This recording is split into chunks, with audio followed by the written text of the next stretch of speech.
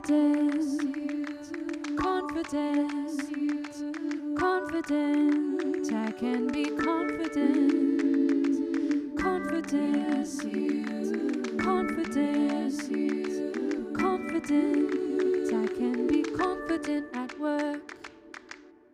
Hello and welcome to the Confident at Work podcast.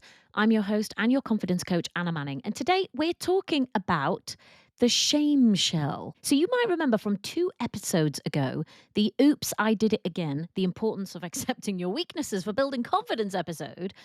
I talked about our tendency to get inside our little shame shell when something goes wrong. So when one of our weaknesses shows up and something goes wrong, we can want to hide.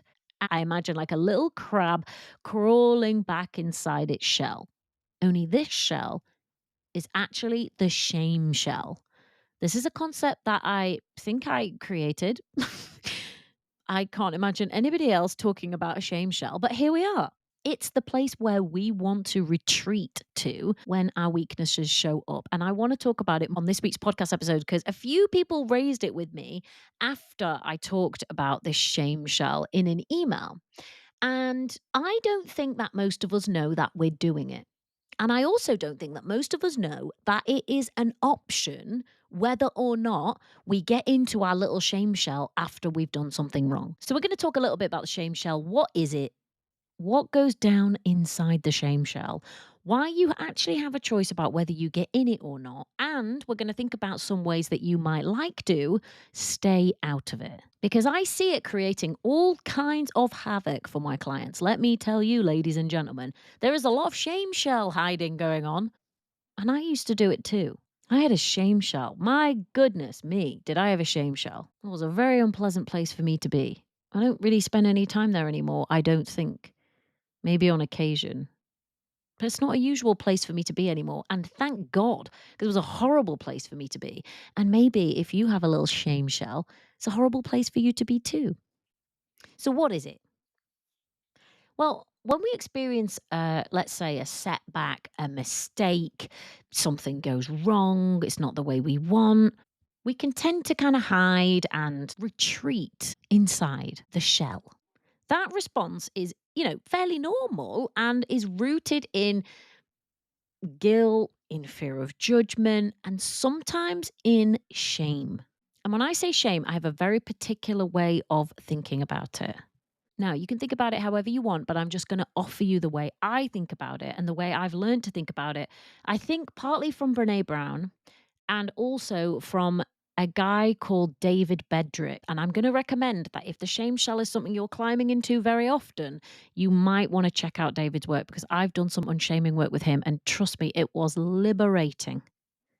So, shame, I think, is different than lots of other emotions. I think it's different than being embarrassed or being disappointed or, feeling a bit bad about the fact that I've messed up or I've done something wrong. Shame for me goes a step further than that and says, because you messed up, because you got something wrong, you are bad. You are wrong. It goes right to the heart of you. It doesn't say this thing was bad. It says because this thing happened, you are bad in some way. It creates some kind of unworthiness or some idea of unworthiness inside us.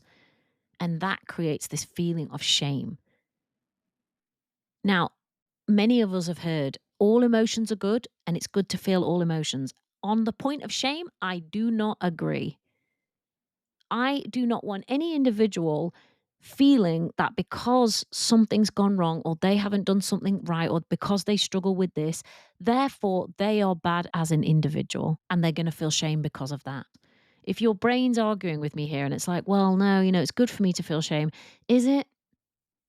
Do you want a child to feel shame when they get something wrong? Even if, even if they did something bad and they've messed up, you might say to them, that it was really wrong that you did that. You messed up. Would you also go on to say, and because of that, you are wrong, you are bad, you are unworthy, you are unlovable? I don't think you would say that. I don't think I would say that. Maybe if I was having a really bad day. I don't know. I'm not a parent. And I'm not judging you if you are. But I just feel like it's an added level that we definitely do not need. But it's an added level that many of us will experience. So let's say I've messed something up with a client. My natural reaction might be to crawl inside myself and be like, oh God, I want to protect myself from being exposed. I want to protect myself from being judged. I don't want to feel inadequate. I don't want to feel bad. I don't want to feel disappointed. Don't want to let people down. And what happens when you get inside that shame shell? What goes down inside the shame shell? Well, if you've ever been in it, I think you know what goes down in there. And I think you know that it's not good. So the idea is that being inside that shell, retreating, not being seen, is somehow protective. But actually, my experience, and maybe yours, about what happens inside that little shame shell, that's not protection. That's being mauled by a bear whilst you're in a cave that you can't even get out of. In fact, I think one of my clients actually gave me that metaphor, that they were like, it was like being mauled by a bear inside a cave that they couldn't get out of. And they wanted to convince me that it was a good idea, that they were protected when they went in the cave. And then they realized actually they were just being mauled by a bear. Perfect analogy. Because that's the kind of thing that happens inside the shame shell. It's isolating. You're cut off from other people because you don't want to be seen, but then you're isolated, you're disconnected inside the shame shell. And guess what happens when you're isolated and disconnected and assuming that you're bad and you're wrong because you got this thing wrong? You guessed it, the stalwart of a low confidence cycle, self-criticism. You might experience self-criticism intensely inside that shame shell.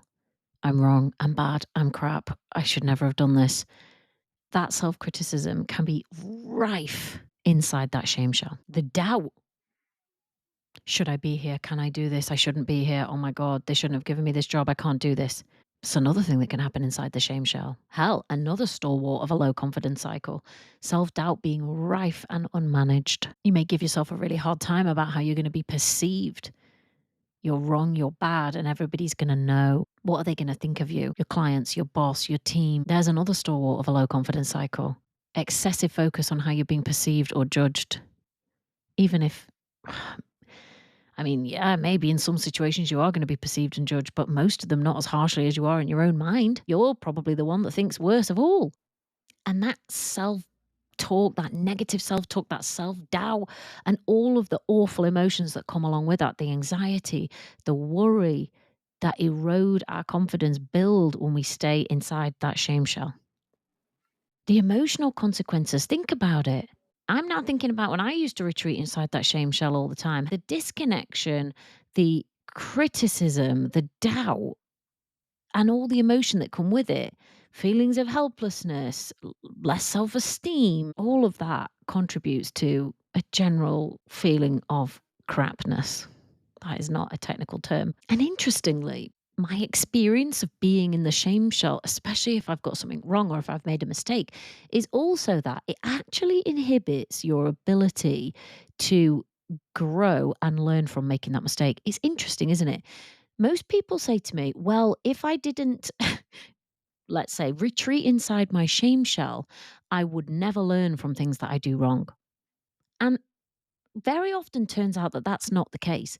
It's very difficult to learn constructively, let's say, from things that you've got wrong when you're inside a shame shell. Shame shell's not the place for learning. The shame shell's a place for being mauled by a bear, beaten up, doubted, criticized. It's not the place for learning. Learning takes place in a safe environment. Shame shell's not a safe environment. It's the absolute opposite.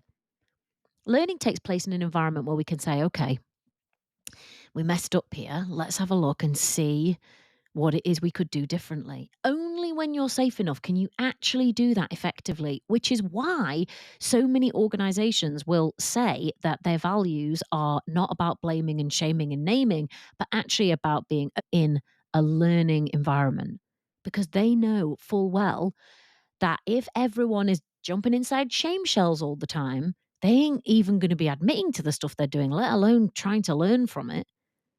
I also think that getting inside that shame shell inhibits your ability to make confident decisions and to move forward. So, yeah, you may have done something wrong, you may have taken a misstep, something might not have worked out, but If you then are in a shame shell, how do you then move on from that? You've still got a job to do. You've still got a team to lead. You've still got clients that you need to service. You have to make decisions about things. You have to move forward. But very difficult to do that from inside a shame shell. Impossible, probably. Certainly impossible in a confident way. But here's the thing I think most of us don't realize. You actually don't have to get in that shame shell in the first place. You actually have a choice.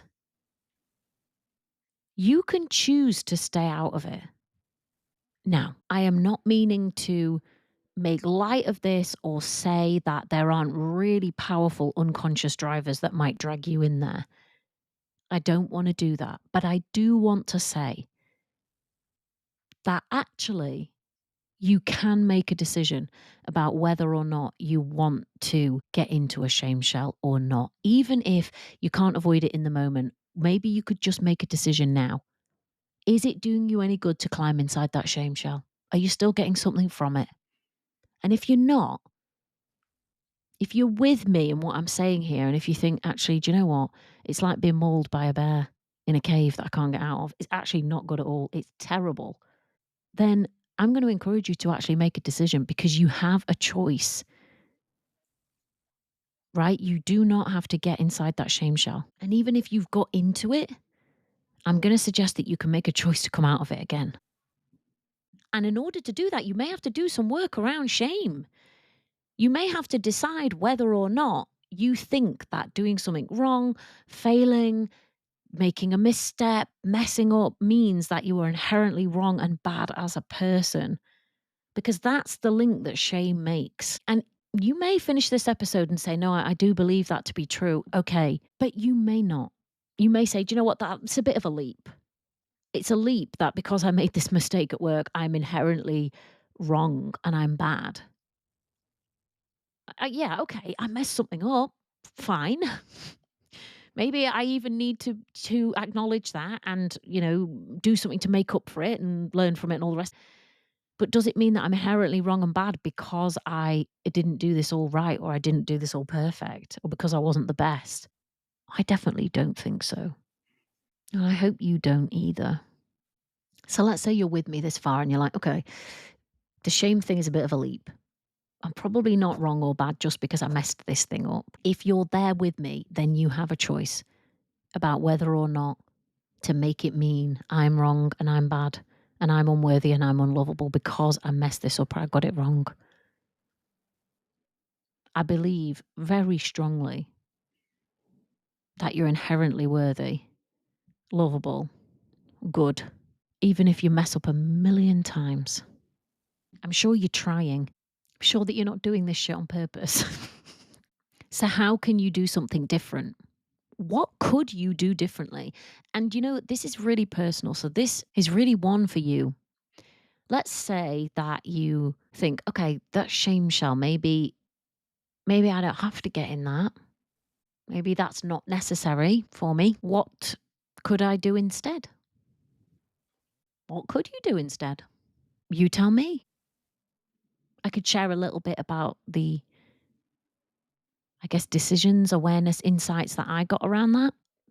I decided at some point I am not ashamed of who I am or how I am. Does that mean I always do everything right and perfectly? No, it does not. And I'm going to be okay with that. I'm going to make mistakes. I'm going to get stuff wrong. I'm going to mess up many times. I'm not going to make that mean that I am wrong or bad or inherently unworthy or unlovable. That's shame's game and I ain't playing it. I know that I'm in a shame shell if I'm disconnected. I can be there but not be there at all. And I'll be criticizing, doubting, all that while being disconnected and metaphorically mauled by the bear. But what are your clues? What are your tells that you might have crawled inside that shame shell? Think about what it's like for you. How would you know you were in there? Would you find yourself ruminating a lot? Would you find yourself putting on a happy face when actually inside you felt terrible? Would you find yourself hiding mistakes and not wanting anybody to know? Like, what is it for you? And this is linked with lots of other things. And again, we have podcast episode on these things, but thinking about how to work with that kind of perfectionist mindset and whether you really want to do that. Thinking about failure and mistakes and how you can manage that without loads of criticism and loads of doubt stepping in. Thinking about how you could speak to yourself, decide that you're going to speak to yourself with respect rather than, metaphorically mauling yourself. From that episode about weaknesses, could you admit that you've got them and be like, yep, whoops, I did it again. Another Britney moment for me. And still be okay with who and how you are. So I get it. I get it that the shame shell can have a strong, powerful pull, but it is not inevitable. You have the ability to choose how you respond when you make a mistake or face a weakness. Confidence doesn't come from being perfect. It comes from knowing that who and how you are is okay and is good, even when things don't go as you planned. Could you make a decision today and think about whether you still really need that old shame shell? And if you don't, what could be on the other side of it? I'm going to suggest it's more confidence, but it could be all kinds of liberation for you. If you want to take this work a step further, take our free confidence assessment. It's going to tell you whether or not you're in a low confidence cycle. And if you are, it's going to give you some pointers and some ideas about how you can start to get out of it and move into a high confidence cycle. If you're ready to come and do some of that work with me, you want me as your guide, you want me as your support, there are two options for you. The Confident at Work membership is a yearly membership. That is for professional women who want to feel more confident at work. We're going for it in 2025 so that you could have your most confident year ever. I'm excited about all of the things that we're doing within the membership. Click on the link in the show notes and come and see whether it might be for you. Last, if you want private coaching with me, you can book a call and see whether we might be a good fit to work together.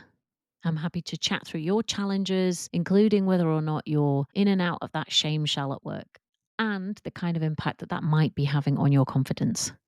I will see you in next week's episode. Bye.